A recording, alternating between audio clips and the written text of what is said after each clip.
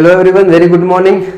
Today we will discuss about the recent exam conducted by AIIMS Jodhpur, that is Nursing Tutor Clinical Instructor Exam 2021. Okay, ये जो exam conduct किया गया था वो 2 hours का exam था, जिसमें से 100 क्वेश्चन पूछे गए थे जो आपको कंप्लीट करने थे 120 मिनट्स में. अब आप पूछेंगे भाई नर्सिंग ट्यूटर का एग्ज़ाम कैसा आया था. ये एग्ज़ाम बहुत ही कंसेप्चुअल बेसिस था एज वेल, जैसे कि नर्सिंग ऑफिसर का एग्ज़ाम होता है सेम था, बस रिसर्च के कुछ क्वेश्चन इसमें ज़्यादा इंक्लूड कर दिए गए थे. ऑलमोस्ट 25 क्वेश्चन रिसर्च से थे, लेकिन बहुत ही ईजी पेपर था. 1 बाय 1 अपन डिस्कस करेंगे किस टाइप का एग्ज़ाम था. क्वेश्चन यूरिन आउटपुट से रिलेटेड पूछा गया था. अपन हॉस्पिटल सेटअप में देखें, इनटेक आउटपुट बहुत ही मोस्ट इंपॉर्टेंट होता है. तो यूरिन आउटपुट कितना होता है average per day of a adult. Adult में यूरिन आउटपुट कितना होता है 1000 ml, 1500 ml, 2500 ml और 3000 ml करके ऑप्शन थे. अब अगर आप कंसेप्चुअल बेसिस एग्जाम के लिए स्टडी नहीं करेंगे तो आप सीधा इसमें से कोई भी आंसर राइट करेंगे. आप कंफ्यूज हो जाएंगे, यार 1000 करूँ, 1500 करूँ, 2500 करूँ या 3000 करूँ. क्योंकि ऐसा ही होता है, अपन प्रैक्टिकल बेसिस जब हॉस्पिटल में काम करते हैं, किसी पेशेंट का 1500 ml आउटपुट है, किसी का 2500 आउटपुट है, एज पर देयर इनटेक, उनका इनटेक कैसा है. लेकिन अगर आपने कंसेप्चुअल बेसिस एग्जाम पैटर्न के लिए स्टडी की है तो इस क्वेश्चन का आप इजीली इसका आंसर आपके टिप ऑफ द टंग होगा. यहाँ पे 2 क्वेश्चन बनते हैं यूरिन आउटपुट से रिलेटेड. ओके, कौन कौन से क्वेश्चन बनते हैं. पहला क्वेश्चन, इसका ही आंसर अपन देख ले.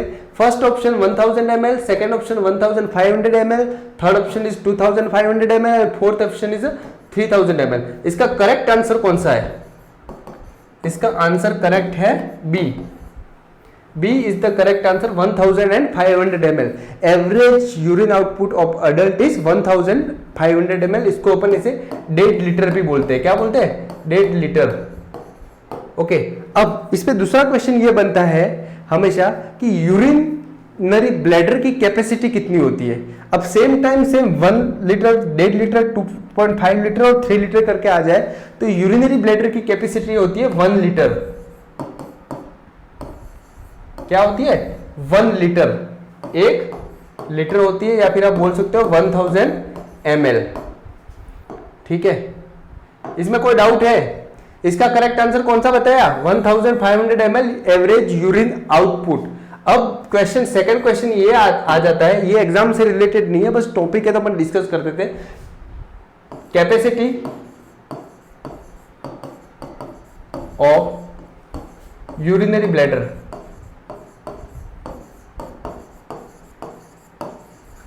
ऑप्शन ऐसे ही आ जाए 1000 ml, 1500 ml, 2500 ml और 3000 ml. अगर आप ये वीडियो देख रहे हैं, इसके बारे में कंसेप्चुअल स्टडी की है, तब आप सीधा करेक्ट आंसर इसका 1 लाइन में बोल देंगे. आंसर क्या है भैया? 1000 ml या फिर 1 लीटर. ओके, कोई डाउट है आप में? यहाँ पे बहुत ही इजी क्वेश्चन था, लेकिन मैंने जिस मेरे फ्रेंड्स हैं जिन्होंने एग्जाम दिया था या मैंने खुद ने एग्जाम दिया था, जब उनको पूछा गया तो यार वो कंफ्यूज थे. तो इस टाइप का कंफ्यूजिंग क्वेश्चन करके 2500 ml है, 1500 ml, ऐसे इजी क्वेश्चन भी उन्होंने छोड़ दिया. तो ऐसा नहीं है. आप जब कंसेप्चुअल बेस हमसे जुड़ेंगे, अच्छे से स्टडी कराएंगे आपको और अच्छे से डिटेल में समझाएंगे किस टाइप के क्वेश्चंस आते हैं एग्जाम में और अपन को कैसे सोल्व करना है. अब ये सेकंड क्वेश्चन, इजीएस्ट क्वेश्चन, आप किसी भी नर्सिंग ऑफिसर को उठा के दे देंगे, वो करेक्ट आंसर करेगा. What is antidote of MgSO4? Question क्या है? सीधा क्वेश्चन है, what is antidote of MgSO4. Exam में थोड़ा घुमा के क्वेश्चन पूछा था, लेकिन लास्ट में जब निष्कर्ष निकालते हैं तो क्वेश्चन था what is antidote of MgSO4. MgSO4 का एंटीडोट क्या है? ऑप्शन ए था प्रोटामिन सल्फेट, ऑप्शन बी था विटामिन के, ऑप्शन सी था एट्रोपिन, ऑप्शन डी था कैल्शियम ग्लूकोनेट. ये 4 ऑप्शन दिए गए थे. तो जब आप आंसर करते हैं तो हर ऑप्शन के बारे में देखें. प्रोटामाइन सल्फेट, यार ये तो हिपेरिन का एंटीडोट है. किसका एंटीडोट है? हिपेरिन का. तो ये तो ऑप्शन बनता नहीं है. विटामिन के किसका है? वारफेरिन. एट्रोपिन किसका है? ऑर्गेनोफॉस्फोरस पॉइजनिंग या फिर मशरूम पॉइजनिंग. तो ये भी नहीं बनता. अब ये कैल्शियम ग्लूकोनेट था, वो MgSO4 का एंटीडोट है. तो करेक्ट आंसर कौन सा है? Correct answer is the calcium gluconate. समझ में आ रहा है? ऐसे ही कंसेप्चुअल बेस अपन को स्टडी करना है। तो इसमें अगर कहीं से भी एंटीडोट से ये एक क्वेश्चन क्लियर करते ही 4 आंसर क्लियर हो गए। आप कहीं से भी क्वेश्चन आए, heparin clear, warfarin clear, OPP clear और एमजीओसोप्रोल क्लियर, तो इसका करेक्ट आंसर था calcium gluconate was correct answer. अब थर्ड क्वेश्चन जो पूछा गया था, check the following ECG pattern that is the first line of the treatment as a nurse we should do. अब ये ईसीजी थी, इस क्वेश्चन में 2 आइडेंटिफाई करने थे अपन को। इस टाइप की ईसीजी ये दे रखी है, ठीक है। तो ये ईसीजी पहले तो आपको आइडेंटिफाई करना था ये ईसीजी कौन से टाइप की है। तो ये वेंट्रिकुलर फिब्रिलेशन की थी। किसकी थी? वेंट्रिकुलर फिब्रिलेशन, वीएफ, वेंट्रिकुलर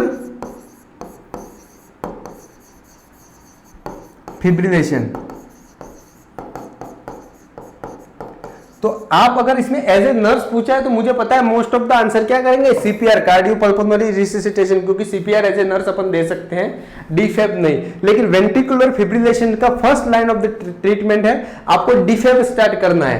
तो फर्स्ट डिफिब्रिलेटर विथ 200 जूल, ये है इसका correct answer. Administration of the atropine will be done by the physicians, adrenaline भी फिजिशियंस के प्रिस्क्रिप्शन से दिया जाता है।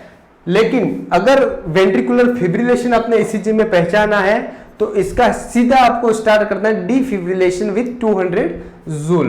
ओके, नेक्स्ट क्वेश्चन आया था, what we should do the test if any patient is prescribed acetaminophen. ठीक है, acetaminophen toxicity is assist by which test, इसकी टॉक्सिसिटी कौन से टेस्ट से असिस्ट की जाती है? तो एसिटोमाइनोफेन ड्रग देखे तो इज सेम लाइक पैरासिटामोल। ठीक है, तो एसिटोमाइनोफेन जब भी देते हैं तो कौन सी टॉक्सिसिटी चेक करता है? Liver toxicity, liver, it alter the function of the liver, liver function alter हो जाते हैं। तो कौन सा टेस्ट करेंगे? सीबीसी, केएफटी, सीआरपी या फिर एलएफटी? तो इसका करेक्ट आंसर क्या है? LFT is the correct answer. Acetaminophen toxicity को असिस्ट करने के लिए एलएफटी टेस्ट करेंगे। नेक्स्ट क्वेश्चन जो कि ड्रग कैलकुलेशन से क्वेश्चन आया था, 3 क्वेश्चन पूछे गए थे, बहुत ही इजी क्वेश्चन थे। इसमें पहला क्वेश्चन था, cyclophosphamide is order 40 mg per KG. कितना ऑर्डर किया है? 40 mg per KG to the patient. Weight of the patient कितना है? 15 lbs, क्या है? 15 pound. How much dose should be administered to the patient? Weight कितना है? 40 mg पर केजी देना है और वेट दिया है, डोज 40 mg पर केजी है, वेट जो दिया है वो 15 lbs है। तो सबसे पहले अपन को क्या करना है? 15 lbs को केजी में कन्वर्ट करना है। तो क्या करना होता है? 15 अपॉन 2.2, 1 LB में कितने होता है? 2.2। 1 kg में कितने LB होता है? पाउंड होता है 2.2। तो 15 अपॉन 2.2 करेंगे तो 6.81 kg आएगा। क्या आएगा? 6.81 kg। अब अपन को 40 mg पर kg है, पेशेंट का वेट 6.81 kg है, तो 40 इंटू 6.81 करेंगे तो आंसर आएगा 272 mg। क्या आ रहा है? 272। अब एवरेज 272 के नियर बाय कौन सा है?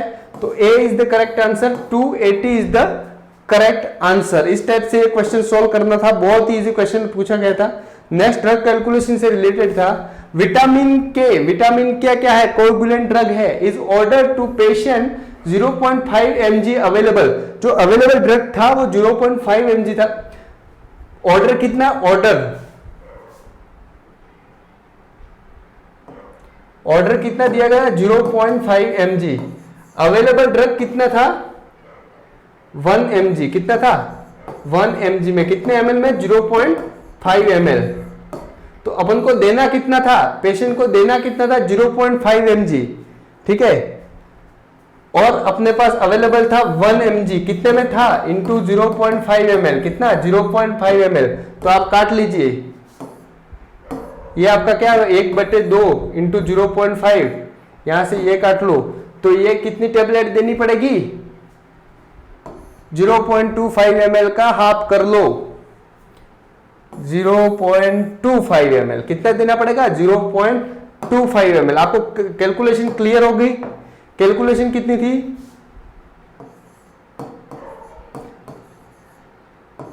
0.5 mg आपको देनी थी ऑर्डर, ठीक है। अवेलेबल कितना है? 1 mg है। क्वांटिटी कितनी है? 0.5 ml में। ओके, तो 0.5 mg और 1 mg को इसको कट करेंगे तो आएगा 1/2। तो आपको 0.5 ml में 2 का भाग देना है, तो उसका करेक्ट आंसर आ जाएगा 0.25 ml। तो कौन सा? D is the correct answer. Okay, समझ में आ रहा है? ऐसे कैलकुलेशन करना है, बहुत इजी क्वेश्चन था। नेक्स्ट क्वेश्चन था, during phototherapy the newborn which is the important nursing action would be? First क्या ऑप्शन था? Back should be expose in light. Back area है न्यूबॉर्न का, वो लाइट से एक्सपोज करेंगे। सेकंड था कवर द न्यूबॉर्न, चाहे न्यूबॉर्न का चेस्ट कवर करना है। थर्ड था remove from light for 15 minute after each our.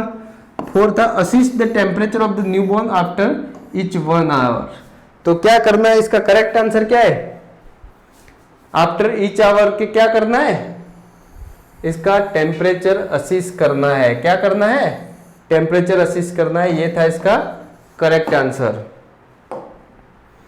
Next question देखें, the purpose of the myringotomy in the client with the acute otitis media. Acute otitis media क्या है? Inflammation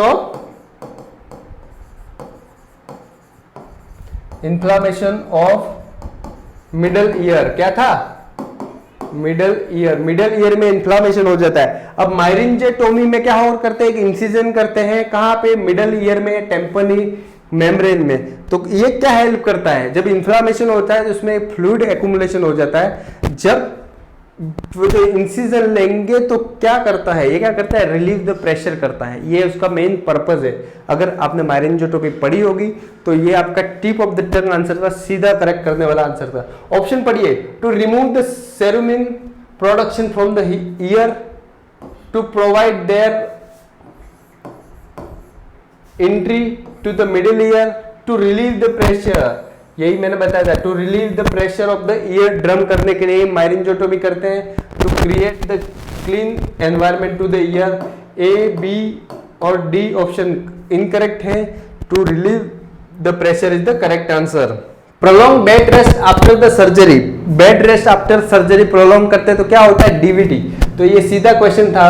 prolong bed rest after the surgery that promote the haemostasis and particularly in deep vein. Deep vein में वो mostly क्या कहलाता है? Complication, deep vein thrombosis. तो deep vein thrombosis का complication क्या है? ये क्वेश्चन था। तो डीप वेन थ्रोम्बोसिस का कॉम्प्लिकेशन क्या है? जब ग्रेट सिफेनियस वेन में, काफ मसल में, जब किसी भी डीप वेन में क्लोट जम जाता है तो वो क्लोट जब डिसलॉज होता है तो वो पल्मोनरी आर्टरी में जाके फिर क्या करता है? पल्मोनरी वेन और आर्टरी में जाके पल्मोनरी एम्बोलिज्म करता है और पेशेंट का क्या हो सकती है? डेथ हो सकती है। क्या हो सकती है बच्चों? डेथ हो सकती है। तो pulmonary embolism is the correct answer. Cerebral toxicity, coronary artery occlusion और पेन को छोड़ के सी इज द करेक्ट आंसर। ये सी करेक्ट आंसर था। जिन्होंने सी करेक्ट आंसर किया था उनका राइट था। नेक्स्ट क्वेश्चन सेम डीवीटी से रिलेटेड 2 क्वेश्चन था। सेकंड क्वेश्चन क्या था? Symptom of the DVT. तो सिम्टम ऑफ द डीवीटी क्या था? Muscle pain, swelling and Homan sign. ये उसका करेक्ट आंसर था। ठीक है, muscle pain, swelling and Homan sign was the correct answer. Next question simple question था डिजॉक्सिन से related. What is the action of digoxin से पूछा गया था क्वेश्चन। पहला था increase the myocardial strength, second था increase the cardiac contraction, third था डिक्रीज ऑक्सीजन डिमांड, फोर्थ था इंक्रीज द हार्ट रेट। तो डिजॉक्सिन क्या है? Cardiac glycoside. क्या है? Cardiac glycoside. इसमें क्या करता है? मायोकार्डियल कॉन्ट्रैक्टिलिटी को क्या करता है? इंक्रीज कर देता है। Increase the myocardial contractility, decrease the preload.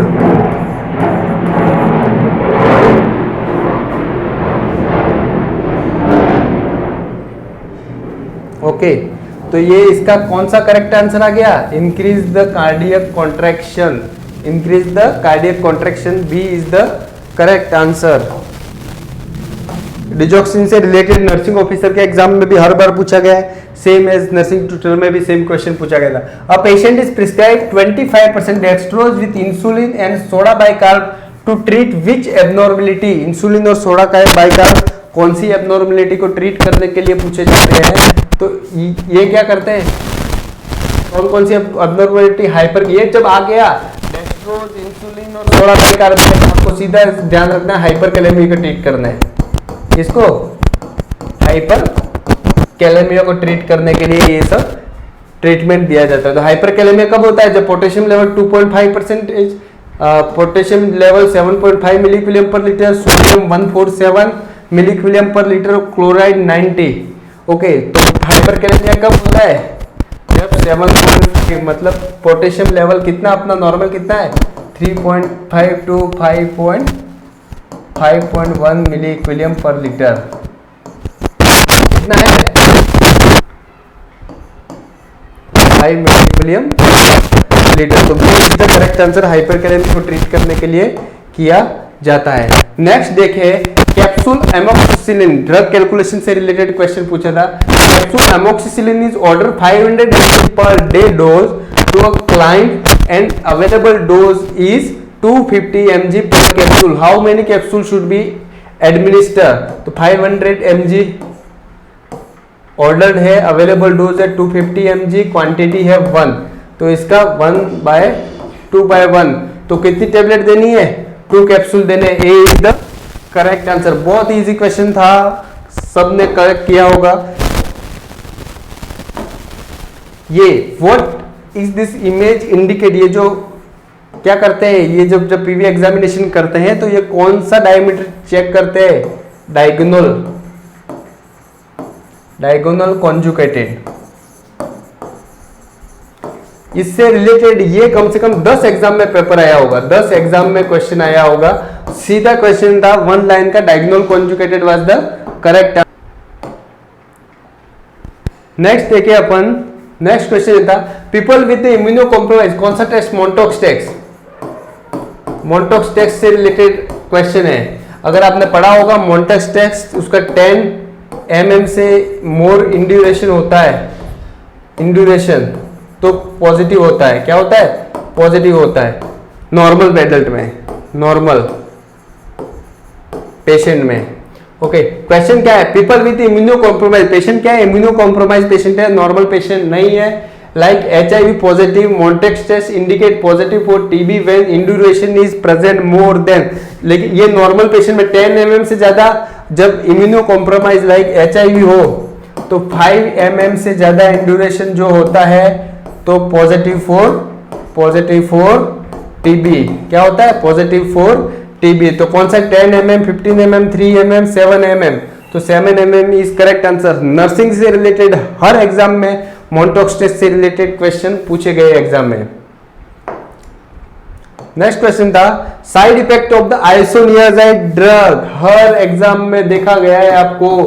TB drug, tuberculosis dots से ड्रग का साइड इफेक्ट, उसमें कौन कौन से इन्वेस्टिगेशन किए जाते हैं, ये एग्जाम लास्ट 10 ईयर से देख रहे हैं, हर एग्जाम में इस टाइप का क्वेश्चन पूछा जाता है। तो आइसोनियाजाइड देते तो कौन सा साइड इफेक्ट होता है? Hepatitis, renal failure, vision problem, heart failure. तो जब भी आइसोनियाजाइड देते हैं तो ये एक तो कौन सा? हेपेटोटॉक्सिसिटी करता है। क्या करता है? हेपेटोटॉक्सिसिटी। दूसरा करता है न्यूरोटॉक्सिसिटी।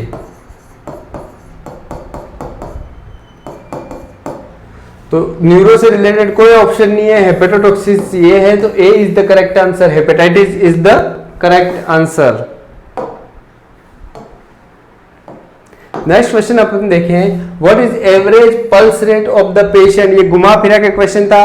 पल्स रेट अपन ने जब भी पढ़ा है 60 to 100 बीट्स पर मिनट है, 60 to 100 बीट्स पर मिनट। लेकिन इस क्वेश्चन में एवरेज पूछा था, ऑप्शन था 60 to 80 breath per minute, option B था 60 to 100 beats per minute, option C था 40 to 60 बीट्स पर मिनट, और ऑप्शन डी था 80 to 120 बीट्स पर मिनट। अब ये भी करेक्ट हो सकता है, ये भी करेक्ट हो सकता है, ए बी में कॉम्प्लिकेटेड है, वेट कीजिए आंसर की का।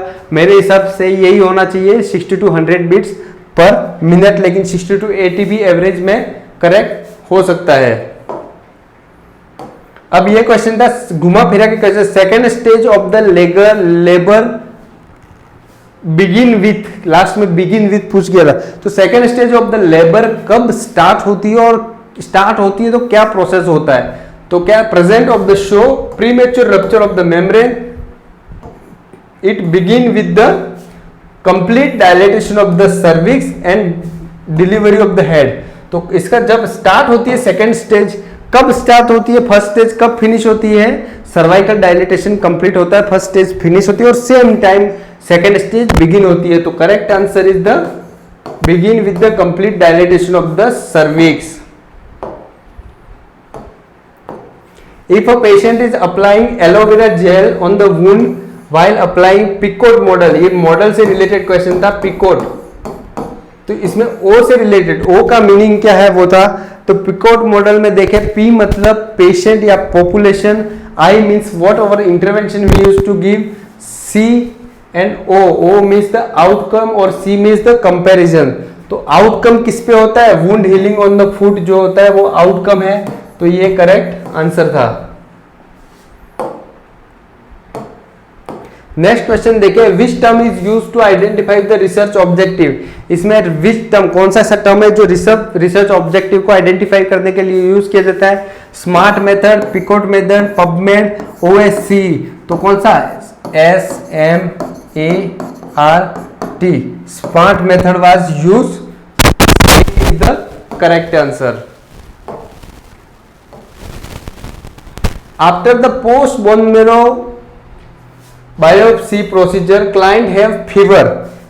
बायोप्सी प्रोसीजर के बाद क्लाइंट को 103 डिग्री फीवर है, yellow drainage from the site that indicate, अगर फीवर है और yellow drainage for the site है तो ये क्या इंडिकेट करता है? Client has contaminated the wound, या फिर या ऑस्टियोमाइलाइटिस, पोर्ट्स डिसीज या ऑस्टियोपोरोसिस। जब फीवर आ रहा है और येलो ड्रेनेज निकल रहा है, इसका मतलब क्या है?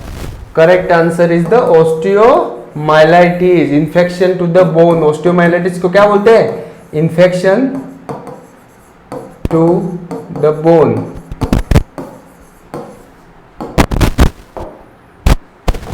अब दूसरा रिसर्च से क्वेश्चन था, in snowball sampling one sample is selected and then he give two reference out of which one reference is active and he should give again two reference is called as, ये liner sampling में आता है। Liner sampling में भी इसमें exponential discriminative snowball sampling is the correct answer, ये is the correct. इसमें क्या होता है, जब एक सैंपल होता है वो दो रेफरेंस देता है, क्या करता है? दो रेफरेंस देता है, तो इसमें एक ये एक्टिव होता है, फिर ये दो रेफरेंस देता है, ठीक है। इसमें फिर एक ये एक्टिव है, फिर ये दो रेफरेंस देता है, फिर इसमें एक एक्टिव होता है, फिर ये दो रेफरेंस देता है। इस टाइप का इसको बोलते हैं exponential discriminative snowballing. A is the correct answer. What is the name of the process done to aid 9-year-old child to participate in research study. जब 9-year-old चाइल्ड को रिसर्च स्टडी में पार्टिसिपेट करते हैं उसे क्या बोलते हैं? लेसेंट, एसेंट, माइनर कंसेंट और नन ऑफ द अबो। मुझे पता है मैक्सिमम बच्चों ने माइनर कंसेंट किया होगा जिसने रिसर्च स्टडी नहीं की है, लेकिन इसका करेक्ट आंसर है एसेंट।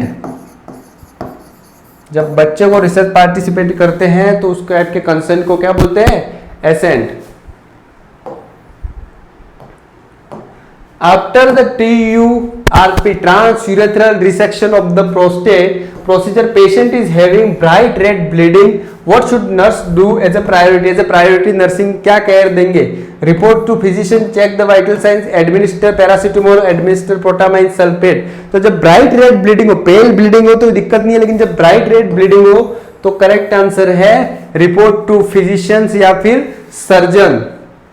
ये बहुत बार एग्जाम में पूछा गया है, पहले भी बहुत बार एग्जाम में ये क्वेश्चन आ चुका है। If research is selecting the sample as per his own judgement, own judgement के बेस पे जब सैंपल करता है उस टाइप की सैंपलिंग को क्या बोलते हैं? Purposive sampling, random sampling, cluster sampling और quota sampling.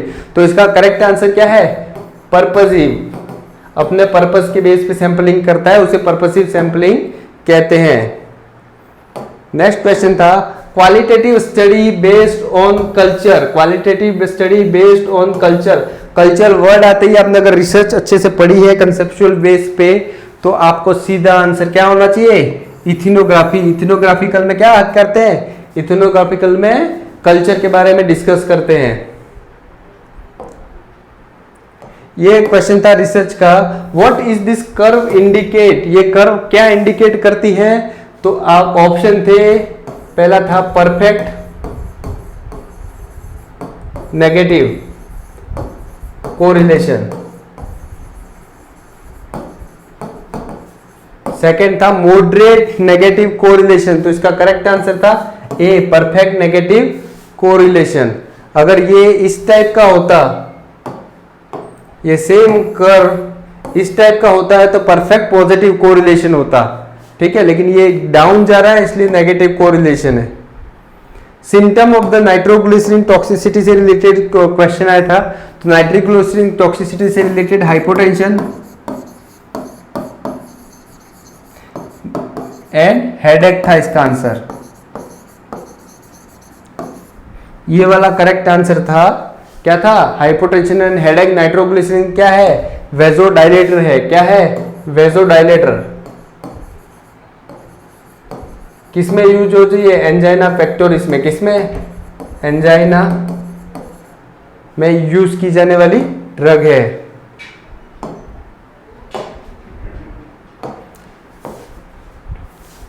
What is cause of the angina pectoris? Angina pectoris का क्या है? Decrease oxygen carrying capacity to heart. Heart में ऑक्सीजन की कमी हो जाना, डिमांड को पूरी नहीं करना को एंजाइना पेक्टोरिस बोलते हैं। नेक्स्ट क्वेश्चन था bright red bleeding from genital track is a sign of from the pregnancy is not able to continue. Bright red bleeding होगी जेनाइटल ट्रैक से और प्रेगनेंसी कंटिन्यू नहीं की जाती तो उसका क्या करेक्ट आंसर है? Threatened abortion, missed abortion, septic abortion, none of the above. तो इसका करेक्ट आंसर था B, missed abortion. Threaten abortion में क्या होता है? प्रेगनेंसी को कंटिन्यू किया जाता है, लेकिन मिक्स्ड अबॉर्शन में प्रेगनेंसी कंटिन्यू नहीं होती है। नेक्स्ट एक ईसीजी से रिलेटेड एक और क्वेश्चन आया था जिसका करेक्ट आंसर था एट्रियल फिब्रिलेशन। क्या था?